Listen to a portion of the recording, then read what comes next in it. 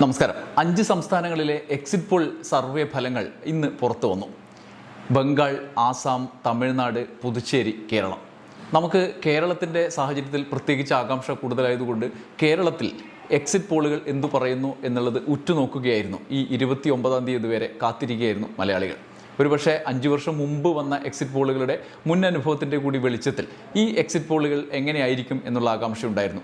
ആ 5 വർഷം മുമ്പുള്ള എക്സിറ്റ് പോളുകളിൽ പകുതിയോളം വരുന്ന എക്സിറ്റ് പോളുകൾ തുടർ ഭരണം പ്രവചിച്ച എക്സിറ്റ് പോളുകളായിരുന്നു. അതുകൊണ്ട് ഇത്തവണത്തെ എക്സിറ്റ് പോളുകൾ കുറച്ചും കൂടി വിശ്വാസ്യതയിലേക്ക് അടുക്കും എന്നുള്ള പ്രതീക്ഷയോടുകൂടിയുള്ള കാത്തിരിപ്പായിരുന്നു. ഏറ്റവും ശ്രദ്ധേയമായ കാര്യം, ഈ എക്സിറ്റ് പോളുകളിൽ നമ്മൾ ഈ വീഡിയോയിൽ തന്നെ പരിശോധിക്കുന്ന 11 എണ്ണം എടുത്താൽ 11ഉം എക്സിറ്റ് പോളിൽ വിശദാംശം തുടർ ഭരണം ഉണ്ടാകില്ല, UDFിൻ്റെ ഭരണം വരും എന്നുള്ളതാണ്. ഈ എക്സിറ്റ് പോളിൻ്റെ സാധ്യത എത്രത്തോളമാണ് എന്നുള്ള വിശകലനങ്ങൾ ഒരു ഭാഗത്ത് നടക്കുന്നുണ്ട്.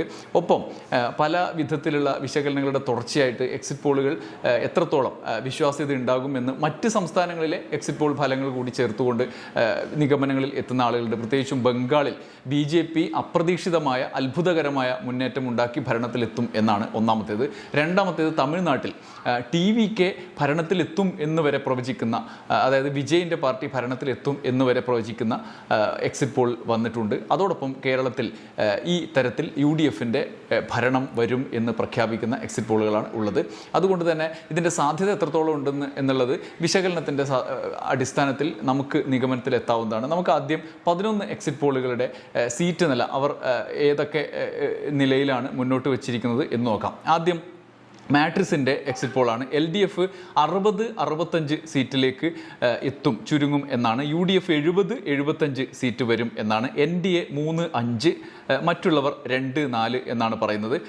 ഈ എക്സിറ്റ് പോൾ ഫലത്തിലെ സീറ്റുകളുടെ എണ്ണം തന്നെയാണ് ഇതിലെ അവ്യക്തത സംശയിക്കാനുള്ള ഒരു കാരണം. അതായത് എങ്ങനെ മാറി മറിയാം എന്നുള്ള സാധ്യതയിലേക്ക് വിരൽ ചൂണ്ടുന്നുണ്ട്. അതായത് ഭരണത്തിലെത്തും എന്ന് പറയുന്ന മുന്നണിക്ക് ഭൂരിപക്ഷമില്ലാത്ത സാഹചര്യവും ഉണ്ടാകാം എന്ന് എക്സിറ്റ് പോൾ പറയുന്നു. UDFന് 70 മുതൽ 75 വരെ എന്നാണ് പറയുന്നത്. സീറ്റിൽ ഭൂരിപക്ഷം കിട്ടണമെങ്കിൽ 71 മേലെ വേണമല്ലോ, 71എങ്കിലും വേണമല്ലോ.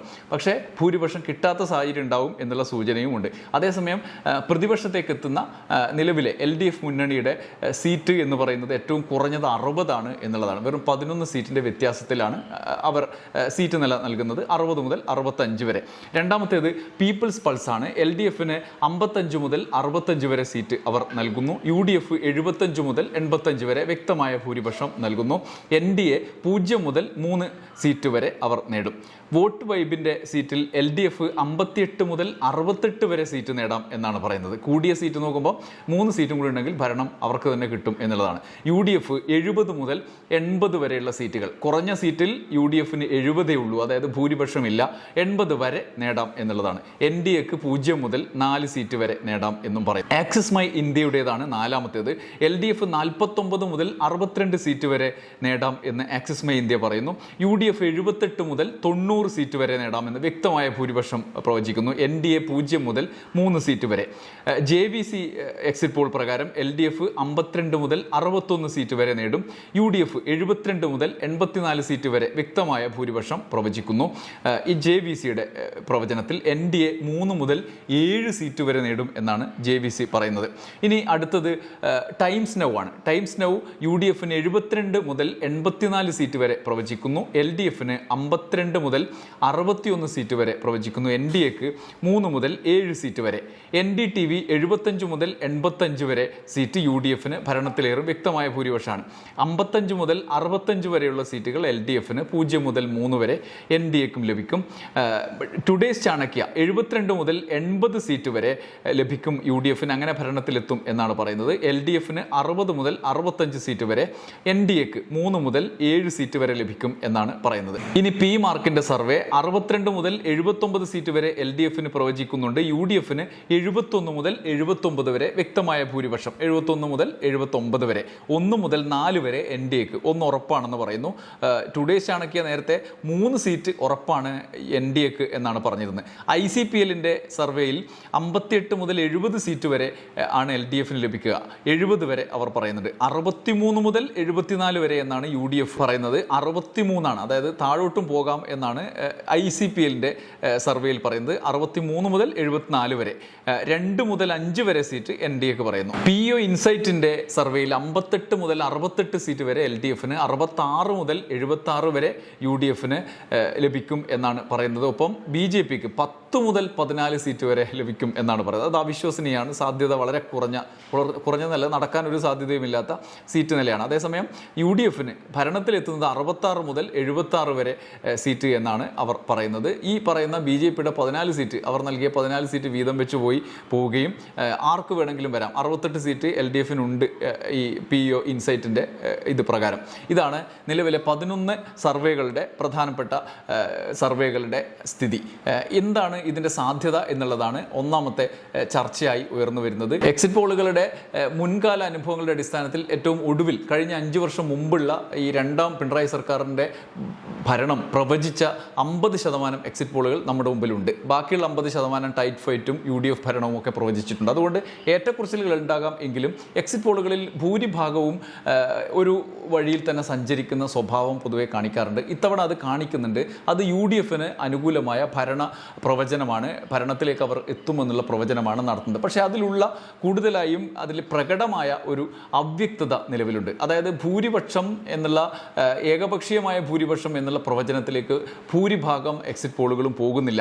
അതായത് 71 എന്ന ഭൂരിപക്ഷത്തിന് വേണ്ട സീറ്റിൻ്റെ താഴെ മുതലാണ് അങ്ങോട്ട് പറയുന്നത്. 70 മുതൽ 75 വരെ പറയുന്നവരുണ്ട്, 68 മുതൽ അങ്ങോട്ട് മുകളിലോട്ട് പറയുന്നവരുണ്ട്. അപ്പോഴും ഭൂരിപക്ഷത്തിൻ്റെ ടോപ്പിൽ ഭൂരിപക്ഷമായി നിൽക്കുമ്പോഴും ഏറ്റവും കുറഞ്ഞ സീറ്റ് എന്ന് പറയുന്നത് ഭൂരിപക്ഷത്തിൽ താഴെ വരാനുള്ള സാധ്യത കൂടി പകുതിയോളം ഈ എക്സിറ്റ് പോളുകൾ പറയുന്നുണ്ട്. ഇതാണ് ഒരു വസ്തുത. രണ്ടാമത്തേത് എതിർ മുന്നണിയുടേതാണ്. പ്രതിപക്ഷത്തിരിക്കും എന്ന് പറയുന്ന മുന്നണിക്ക് 71 വരെ എന്ന് പറയുന്ന സീറ്റ് നൽകുന്ന എക്സിറ്റ് പോളുകളുണ്ട്. അതോടൊപ്പം തന്നെ 70, 69, 68 ഒക്കെ നൽകുന്ന എക്സിറ്റ് പോളുകളുണ്ട്. അങ്ങനെ 1-2 സീറ്റിൽ ചാഞ്ചാട്ടം ഉണ്ടായാൽ പ്രവചിച്ച ഭരണം മറിയാം എന്നുള്ള സൂചനകൾ കൂടി ഉള്ള എക്സിറ്റ് പോളുകളാണ് കൂടുതലും. അതുകൊണ്ട് ഏകപക്ഷീയമായ ഒരു പ്രഖ്യാപനമായി എക്സിറ്റ് പോളുകൾ UDF അധികാരത്തിൽ വരുമെന്ന പൊതു പ്രസ്താവനയ്ക്ക് അപ്പുറത്തേക്ക് വിശദാംശം പരിശോധിക്കുമ്പോൾ നമുക്ക് അതിൽ നിന്ന് കണ്ടെത്താൻ തടസ്സങ്ങൾ ഏറെയുണ്ട് എന്നുള്ളതാണ്. അതിൽ മുന്നോട്ട് വെക്കുന്ന പോയിന്റുകൾ അങ്ങനെ ഉണ്ട് എന്നുള്ളതാണ് ഒരു കാര്യം. പൊതുവായ നറേറ്റീവ്, പൊതു ആഖ്യാനം, മാധ്യമങ്ങൾ മുന്നോട്ട് വെച്ച കാര്യങ്ങൾ സമർത്ഥിക്കുന്ന, സ്ഥിരീകരിക്കുന്ന കാര്യമാണ് എക്സിറ്റ് പോളുകളിലുള്ളത്. അത് ആവർത്തിക്കുന്ന കാഴ്ച നമുക്ക് കാണാം. UDFനാണ് മേൽക്കൈ എന്ന കാര്യം. അതാണ് ഒന്ന്. രണ്ടാമത്തേത് പഞ്ചായത്ത് തെരഞ്ഞെടുപ്പിലുണ്ടായ UDFൻ്റെ മേൽക്കൈക്ക് മുകളിലേക്ക് വോട്ട് അവർക്ക് അനുകൂലമായി കൂടുതൽ ലഭിക്കുന്നു എന്നുള്ള ഒരു വസ്തുത ഇവരുടെ എക്സിറ്റ് പോളുകളിൽ കണ്ടെത്തിയതായി നമുക്ക് മുന്നിൽ അവതരിപ്പിക്കുന്നുണ്ട്. പൊതുവെ മുൻ കാലങ്ങളിൽ പഞ്ചായത്ത് തെരഞ്ഞെടുപ്പിൽ CPMനും നേതൃത്വത്തിലുള്ള LDFന് ലഭിക്കുന്ന വോട്ടുകളിൽ പൊതുവായി നിയമസഭയിലേക്ക് വരുമ്പോൾ പേഴ്സൻറ്റേജിൽ വർധന കാണിക്കുന്നത് നമുക്ക് മുൻ അനുഭവമുണ്ട്. പക്ഷേ ഇത്തവണത്തെ പഞ്ചായത്ത് തെരഞ്ഞെടുപ്പിൽ അസാധാരണമായ സാഹചര്യത്തെ LDF നേരിട്ടു എന്നുള്ളതാണ്. 5 വർഷം മുമ്പുള്ള പഞ്ചായത്ത് തെരഞ്ഞെടുപ്പിൽ നിന്നും വ്യത്യസ്തമായി അന്നത്തെ ലോക്സഭാ തെരഞ്ഞെടുപ്പിൽ നേരിട്ടതിൻ്റെ സമാനമായ സാഹചര്യം ഈ ലോക്സഭാ തെരഞ്ഞെടുപ്പിൽ നേരിട്ടുവെങ്കിലും അന്നത്തെ നിയമസഭാ തെരഞ്ഞെടുപ്പിന് മുമ്പുള്ള പഞ്ചായത്ത് തെരഞ്ഞെടുപ്പിൽ അങ്ങനെ നേരിട്ടില്ല. പക്ഷേ ഇത്തവണ അതിൽ നിന്ന് വ്യത്യസ്തമായി പഞ്ചായത്ത് തെരഞ്ഞെടുപ്പിലും തദ്ദേശ തെരഞ്ഞെടുപ്പിലും തിരിച്ചടി ഉണ്ടായി എന്നുള്ള യാഥാർത്ഥ്യമുണ്ട്. എങ്കിൽ പോലും തദ്ദേശ തെരഞ്ഞെടുപ്പിനേക്കാൾ മെച്ചപ്പെട്ട അവസ്ഥ ഉണ്ടാകാനിടയുള്ള സാധ്യത നമുക്ക് മുന്നിൽ ഉണ്ട് എന്നുള്ളതാണ്. അതേസമയം തന്നെ അങ്ങനെ മാറ്റം വരാൻ, വോട്ടർമാർക്കിടയിൽ മാറ്റം വരാൻ ഉള്ള സമയം, മാനസികമായ സമീപനത്തിൽ വ്യത്യാസം വരുത്താനുള്ള സമയം ഉണ്ടായിരുന്നോ? ഒരു വർഷത്തിനിടയിൽ അങ്ങനെ മാറ്റം വരുമോ എന്നൊക്കെയുള്ള ചോദ്യങ്ങൾ സ്ട്രാറ്റജിസ്റ്റുകളടക്കം ചോദിക്കുന്നുണ്ട്, നമ്മുടെ മുമ്പിലേക്ക് വരുന്നും ഉണ്ട് താനും.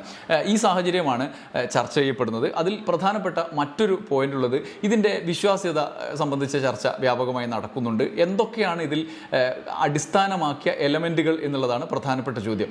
ഞാൻ ഒരു കൗതുകത്തിന് ഗ്രോക്കിൻ്റെ അഭിപ്രായം ഈ എക്സിറ്റ് പോളുകളുമായി ബന്ധപ്പെട്ടുള്ള വിശകലനങ്ങളുടെ അടിസ്ഥാനത്തിൽ ഗ്രോക്കിൻ്റെ ഒരു അഭിപ്രായം ചോദിച്ചു. ഗ്രോക്ക് മുന്നോട്ട് വെച്ച പോയിന്റുകളിൽ പ്രസക്തമായി തോന്നുന്ന ചില കാര്യങ്ങൾ ഞാൻ നിങ്ങളോടുകൂടി പറയാം. 2026 എക്സിറ്റ് പോളുകളുടെ വിശ്വാസ്യത അതിന് മുമ്പത്തെ പോളുമായി ബന്ധപ്പെടുത്തി സമീപകാല രാഷ്ട്രീയ സംഭവ വികാസങ്ങളുമായി ബന്ധപ്പെടുത്തി വിശകലനം ചെയ്യുകയാണ് ചെയ്യുന്നത്.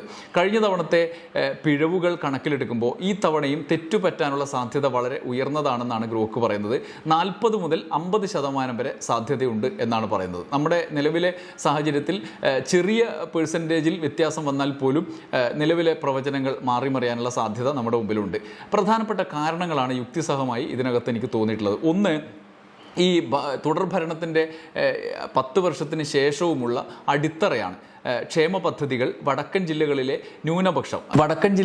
ന്യൂനപക്ഷ ശക്തി കേന്ദ്രങ്ങൾ UDFന് അനുകൂലമായി ഒന്നാകെ വരും എന്നുള്ളതാണ് ഇതിനടിസ്ഥാനമായി മുന്നോട്ട് വെക്കുന്ന കാര്യം. ഒരേ ഒരു കാര്യം, അങ്ങനെ അത് തെക്കൻ കേരളത്തിലടക്കം ന്യൂനപക്ഷങ്ങൾ, മുസ്ലിം ക്രിസ്ത്യൻ വോട്ടുകൾ ഒന്നാകെ LDFന് എതിരാകും എന്നുള്ളതാണ്. അതിൽ മുസ്ലിം വോട്ടുകൾ ലോക്സഭ മുതൽ UDFനൊപ്പമായി CPMൻ്റെയും LDFൻ്റെയും നിലപാടുകളെ ആഖ്യാനം ചെയ്ത് അത് മുസ്ലിം വിരുദ്ധ സംവിധാനമാണ് എന്ന ആഖ്യാനം വിജയകരമായി UDF സ്ഥാപിക്കുക ചെയ്തിരുന്നു എന്നുള്ളൊരു വസ്തുതയുണ്ട്. അതിൻ്റെ അടിസ്ഥാനത്തിലുള്ള വോട്ട് ചേഞ്ച് ഉണ്ടാകും എന്നുള്ളതാണ് ഒരു കാര്യം. ഒപ്പം ക്രിസ്ത്യൻ ന്യൂനപക്ഷത്തിൻ്റെ വോട്ടും UDFന് പോകും. സഭകളടക്കം UDF സ്ഥാനാർത്ഥികൾക്ക് അനുകൂലമായിട്ടുള്ള വോട്ടിംഗ് ക്യാമ്പയിൻ നടത്തി എന്നുള്ള വലിയ തോതിലുള്ള റിപ്പോർട്ടുകൾ പുറത്തു വന്നതാണ്. ഇതനുസരിച്ചിട്ടുള്ള വോട്ടിംഗ് നടക്കും എന്നുള്ളതാണ്. പക്ഷേ ലോക്സഭയിലും പഞ്ചായത്ത് തിരഞ്ഞെടുപ്പിലും ഉള്ളതിൽ നിന്ന് വ്യത്യസ്തമായി ഇത്തവണ ഉണ്ടായിരുന്ന ചില മാറ്റങ്ങളുണ്ട്. അത് എത്രത്തോളം ഈ തെരഞ്ഞെടുപ്പിൽ എഫക്റ്റ് ചെയ്യും എന്നുള്ളത് ഈ എക്സിറ്റ് പോൾ പിടിച്ചെടുത്തിട്ടില്ല എന്നാണ് നിലവിൽ ഗ്രോക്ക് പറയുന്നത്. ലോക്സഭയിലും തദ്ദേശ തെരഞ്ഞെടുപ്പിലും പ്രകടമായതിൽ നിന്നും വ്യത്യസ്തമായി ചില മാറ്റങ്ങളുണ്ട്. ഉദാഹരണത്തിന് AP സുന്നികളടക്കമുള്ള സുന്നി സംഘടനകളുടെ മാറ്റം, അവർ ഈ തവണ വ്യത്യസ്തമായി ചിന്തിച്ചു.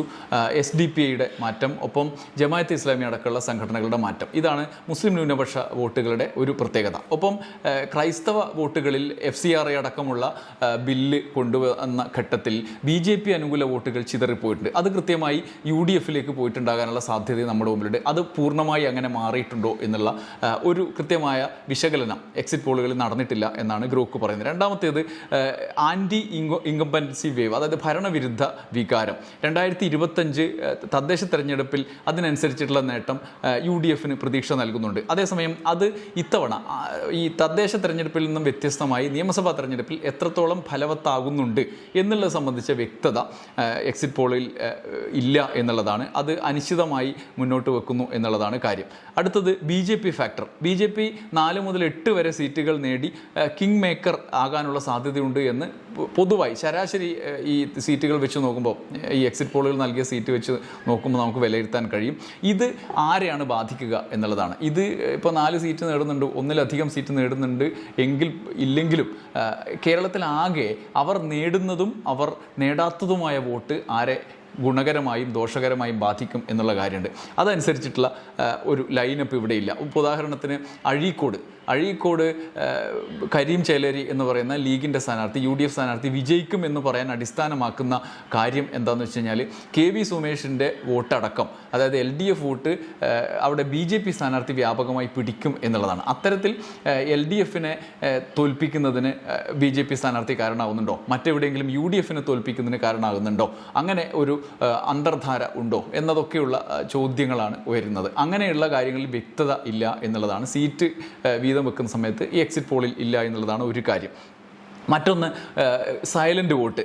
കഴിഞ്ഞ തവണത്തെ പോലെ ഗ്രാമീണ പിന്നോക്ക മേഖലകളിലെ LDFൻ്റെ ശക്തി മേഖലകളിൽ പോളുകൾ എങ്ങനെ സംഭവിച്ചു എന്നുള്ളത് കൃത്യമായി എക്സിറ്റ് പോളുകളിൽ രേഖപ്പെടുത്തിയിട്ടില്ല എന്നുള്ളതാണ് പ്രധാനപ്പെട്ട കാര്യം. പിന്നെ ഇതിൽ നിന്നും വ്യത്യസ്തമായൊരു ഇതിനോട് ചേർത്ത് വായിക്കേണ്ട ഒരു കാര്യമുണ്ട്. ഭരണം UDFന് കിട്ടും എന്ന് പറയുമ്പോൾ തന്നെ ഇപ്പോൾ ആക്സിസ് മൈ ഇന്ത്യ മുഖ്യമന്ത്രി ആരാകണം എന്നുള്ളൊരു പോൾ കൂടി അതിൻ്റെ കൂടെ നടത്തിയിട്ടുണ്ട്. അനുബന്ധ പോളുകൾ നിരവധിയുണ്ട്. മുഖ്യമന്ത്രി ആരാകണം എന്ന പോളിൽ മുന്നിൽ നിന്നത് മുഖ്യമന്ത്രി പിണറായി വിജയനാണ്. അതായത് ഭരണം UDFന് കിട്ടും എന്ന് പറയുന്ന ആക്സിസ് മൈ ഇന്ത്യയുടെ സീറ്റ് വിഭജനം എങ്ങനെയാണെന്ന് വെച്ച് കഴിഞ്ഞാൽ UDFന് 78 മുതൽ 90 സീറ്റ് വരെ കിട്ടും, അങ്ങനെ ഭരണത്തിലേറും എന്നാണല്ലോ. 49-62 LDFന്. അവരുടെ പോളിൽ തന്നെ, എക്സിറ്റ് പോളിൽ തന്നെ ആര് മുഖ്യമന്ത്രിയാകണം എന്ന് ചോദിക്കുന്നുണ്ട്. അപ്പം അതിൽ പറയുന്നത് 33% പിണറായി വിജയൻ മുഖ്യമന്ത്രിയാകണം എന്നാണ്. UDFൻ്റെ VD സതീശൻ മുഖ്യമന്ത്രിയാകണം എന്ന് പറയുന്നത് 21%. അപ്പോൾ അത്രയും വ്യത്യാസം അതിൽ ഈ കാര്യത്തിൽ വന്നു. എന്നിട്ട് അതേ പോളിൽ തന്നെയാണ് UDF അധികാരത്തിൽ വരും എന്ന് പറയുന്നത്. അത്തരത്തിലുള്ള വൈരുദ്ധ്യങ്ങൾ ഇതിൽ നിറയെ ഉണ്ട് എന്നുള്ളതാണ് ഒരു പ്രധാനപ്പെട്ട കാര്യം. അതോടൊപ്പം തന്നെ UDFന് ഈ തെരഞ്ഞെടുപ്പ് എക്സിറ്റ് പോളുകളിലെ മേൽക്കൈ ഏത് മട്ടിൽ മെയ് 4-ന് അടയാളപ്പെടുത്തപ്പെടും എന്നുള്ളതാണ് മറ്റൊരു കാര്യം. അതിൽ ഗ്രോക്ക് പറയുന്നത് എക്സിറ്റ് പോളുകൾ ഒരു ട്രെൻഡ് മാത്രമാണ്, ഫലമല്ല. കഴിഞ്ഞ തവണ വലിയ തോതിൽ പരാജയപ്പെട്ട എക്സിറ്റ് പോളുകളുണ്ട് എന്നുള്ളതാണ്. ഈ തവണ അതിനുള്ള സാധ്യത 40 മുതൽ 50% വരെയാണ് എന്നുള്ളതാണ് കാര്യം. ഏറ്റവും നേടാൻ സാധ്യതയുള്ള ഫലം എന്താണ് എന്ന് ഗ്രോക്ക് പറയുന്നുണ്ട്. എന്താ വെച്ചാൽ UDFന് നേരിയ ഭൂരിപക്ഷം ലഭിക്കാനുള്ള സാധ്യത കൂടുതലാണ്, അതായത് 72 മുതൽ 76 സീറ്റ് വരെ. എന്നാൽ LDFന് 65+ സീറ്റുകൾ ലഭിച്ച്, അതായത് 71 കടക്കാവുന്ന നിലയിൽ 65+ സീറ്റുകൾ ലഭിച്ച് ഭരണം നഷ്ടപ്പെടാതിരിക്കാനുള്ള ചാൻസും തള്ളിക്കളയാൻ പറ്റില്ല എന്നാണ് എക്സിറ്റ് പോളുകളുടെ എറർ പരിശോധനയുടെ കൺക്ലൂഷനായിട്ട്, നമ്മൾ ഇത്രയും നേരം പറഞ്ഞ ആ എററുകളുടെ കൺക്ലൂഷനായിട്ട് ഗ്രോക്ക് പറയുന്നത്.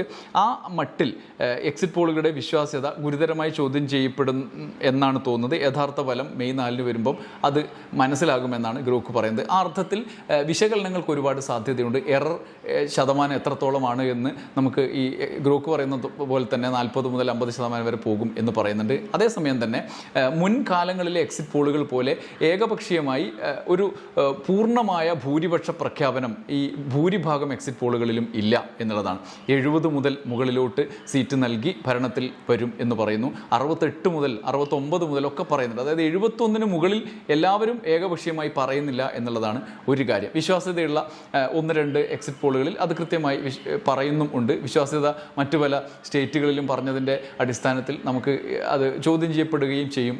ഒരർത്ഥത്തിലും ഒരു എക്സിറ്റ് പോളും ഈ എക്സിറ്റ് പോൾ കമ്പനികൾ, ഇത് നടത്തുന്ന ഏജൻസികൾ എല്ലാ കാലത്തും പറഞ്ഞത് എല്ലാം ശരിയായ ചരിത്രമില്ല. ചിലത് ചിലപ്പോൾ ശരിയാവും, ചിലത് ചിലപ്പോൾ ശരിയാവില്ല എന്നുള്ളതാണ് അവരുടെ രീതി. അത് എക്സിറ്റ് പോളുകളുടെ പരിമിതി കൂടിയാണ്. നമ്മൾ അതുകൂടി മനസ്സിലാക്കിയിട്ട് ഇതിൻ്റെ ഒരു പ്രാഥമികമായ വിലയിരുത്തലിലേക്ക് എത്താം എന്ന് മാത്രമാണ്. അതുകൊണ്ട് ഈ സാഹചര്യത്തിൽ നമുക്ക് ഇത് കൗതുകത്തിൻ്റെ ഒരു പരിണാമഗുപ്തി എന്നുള്ള നിലയിൽ നമുക്കിതിലെ നിഗമനങ്ങളിലേക്ക് എത്താൻ വേണ്ടിയുള്ള അടിസ്ഥാനമായി എടുക്കാം എന്നല്ലാതെ മെയ് 4 വരെ കാത്തിരുന്നാലേ മാർഗമുള്ളൂ. ഇല്ലെങ്കിൽ നമ്മൾ ഈ എക്സിറ്റ് പോൾ ഏജൻസികളുടെ അവിടെ പോയി സത്യപ്രതിജ്ഞ ചെയ്യേണ്ടി വരും എന്നുള്ള വസ്തുത കൂടിയുണ്ട് എന്ന് മാത്രം ഉറപ്പിച്ചുകൊണ്ട് നമുക്ക് വീണ്ടും മെയ് 4 വരെ കാത്തിരിക്കാം. നന്ദി, നമസ്കാരം.